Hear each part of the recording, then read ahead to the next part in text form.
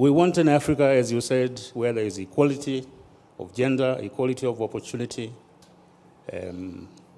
promise of a good, healthy life, promise of an educated society, promise of a leadership that thinks more about service than being served.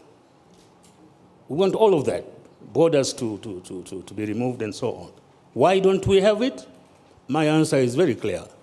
Because you have a selfish leadership. Extremely selfish. We often think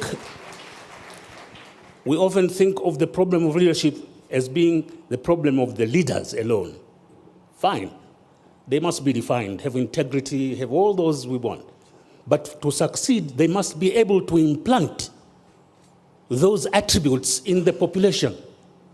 Their political parties must be organized in such a way that they reflect those values and embody those aspirations in their political interaction. If they don't, you have trouble. We are multi-ethnic societies. What basic values have we embodied in these societies? Equality? Or is it diversity? How do you convert diversity into strength rather than diversity as a cause for war and internecine fighting?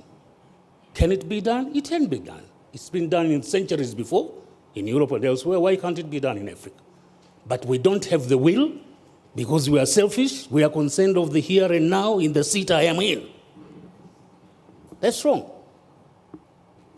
We have, it's ironical that you have a continent with the best natural resources of any others as of today, but they are being exploited for the sustenance of those who enslaved us and continue exploiting us rather than being exploited for our own emancipation. Why? Because you have a leadership that does not recognize the degree of present-day enslavement, economic enslavement, and the necessity for emancipation. It's ironical. We talk about development, but we don't stop in time to define what development in our kind of situation is. One of the greatest reasons of admiration for this country, for instance, is the fact that you have here a universal system of health and education delivery. Now that is development. Rwanda is more developed than any of these Western countries in this regard, where you have assured health and education delivery.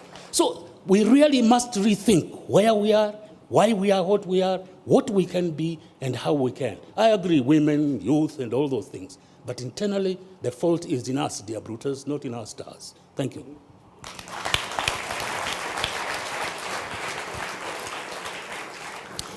Thank you very much.